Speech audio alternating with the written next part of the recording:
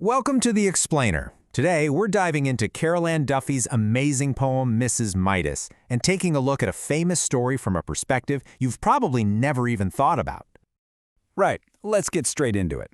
We all know the legend of King Midas, the guy with the golden touch. But have you ever stopped to think about his wife? What was it actually like for the woman who had to live with his, let's face it, catastrophic wish? That's the story we're going to explore. So, a bit unusually, we're actually starting at the very end of the poem, with its final, devastating word, touch. Just that one word. Think about it. Touch is supposed to be all about intimacy, warmth, connection, right? But because of Midas's greed, it becomes this weapon, a source of absolute terror and loss. Just keep that word in your head as we go. So, where does a tragedy like this begin? Well, you might expect some big, dramatic, mythic opening. But nope. Duffy does something way smarter. She grounds us in a perfectly normal, quiet, everyday scene, which makes the chaos that follows so much more shocking. The poem opens with this incredible picture of the kitchen. It's relaxed, it has steamy breath, it's like a living, breathing creature. You can just feel the warmth, can't you? This is Mrs. Midas's world. It's cozy, it's nurturing, she's totally comfortable, and it's all about to be shattered. And right away, Duffy sets up this massive contrast. Inside, you have Mrs. Midas, cooking, literally sustaining life. But what's Midas doing outside? He's snapping a twig. It's such a small, almost insignificant action, but it's this little act of destruction that just cuts through the piece. It's a huge red flag foreshadowing everything that's about to come. And then the sense of dread just keeps building with this line. Wow, it's so ominous. It's like the whole natural world is being turned upside down. All the light, all the joy is literally being sucked out of their world by this growing darkness. And we don't even know why yet. So how does this perfect little scene start to fall apart? Well, the supernatural doesn't just show up with a flash of lightning. It creeps in, slowly, as this really unsettling discovery. Let's look at the very first signs that something is going terribly, terribly wrong. And this is the moment. This is where it all changes. The simile is just perfect. The golden pear looks like a light bulb. It's glowing. It's totally unnatural. And then you get that single word, on a line all by itself, on. It's like a switch has been flipped, not just on the pair, but on their entire lives. You can feel her jolt of shock in that one tiny word. And her first reaction is just so normal, so relatable. She's not thinking, oh no, an ancient curse. Her first thought, is he putting up fairy lights? She's trying to find a logical, everyday reason for this completely bizarre thing. It really shows you how grounded she is, right before her reality is just torn to pieces. So as more things start turning gold, her mind jumps to this kind of random history lesson, the field of the cloth of gold.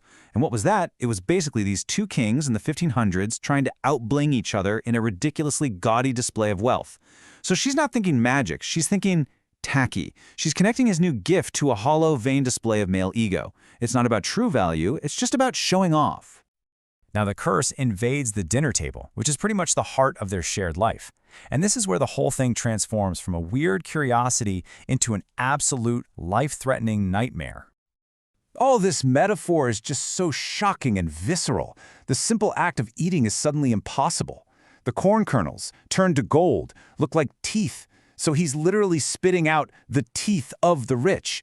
It's a gruesome image, and it exposes just how ugly and horrifying this supposedly beautiful gift really is. And just look at the escalation here. A simple wine glass becomes a goblet, which then becomes a grand golden chalice. The alliteration, glass, goblet, golden, it almost sounds like him gulping. It shows how his touch corrupts everything, turning normal, useful things into these grand but totally useless objects. In this part, this is classic Mrs. Midas. In the middle of this supernatural horror show, her brain just switches to practical panic mode.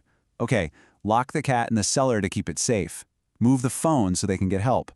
But then she adds this little bit of dark humor. A golden toilet? Yeah, she can live with that. She's the one left to manage the fallout from his ridiculous decision. So, the physical danger is obvious. But now, the poem dives into the much deeper consequences, the emotional fallout. We're about to see how the golden touch doesn't just threaten her life, it completely destroys their intimacy and any hope they had for a future. I love this line. It's such a clever play on words. We all have wishes. Granted, as in, of course, that's a given. But who has wishes granted, as in, who actually gets them? You can just hear her disbelief and sarcasm. Sure, we all want things, but who would ever want this to become their reality? 2 words. That's it. The sentence just hits you like a punch. Separate beds. It's so stark, so blunt. It signals the complete and total death of their physical relationship. There's no room for discussion. Intimacy is officially impossible. The choice of the word petrified here is it's genius. It's a brilliant double meaning. On one hand, she's petrified of him, she's absolutely terrified, but on the other hand, she faces the very literal threat of being petrified, turned into a stony golden statue, if he ever touches her. It's the perfect word. And what a metaphor this is. He's not creating a treasure room, he's creating a tomb of Tutankhamun. Think about it. A tomb is full of lavish, golden things, but it's fundamentally a place for the dead. This image makes it crystal clear. Their relationship is over, and their home has become this beautiful, cold museum for a dead marriage. And this might be the most tragic part of the whole poem. She dreams of having a child with him, but the baby in her dream isn't real. It's this golden thing with perfect ore limbs and amber eyes with pupils like dead flies trapped inside. It's a nightmare. The dream of life and family is replaced by this beautiful but dead statue. And that last line about her dream milk burning, it makes the grief of that lost future feel so physical and real. So, in the final part of the poem, we see the aftermath. He's been banished, they're separated for good, and Mrs. Midas is left alone to reflect on what's truly been lost underneath all that gold. And what happened to Midas? Well, the irony is just crushing. He wished for all the wealth in the world, and he ends up in total poverty, living alone in a caravan, starving, losing his mind. He becomes this pathetic figure, totally cut off from the human world he tried to master. He got his wish, all right.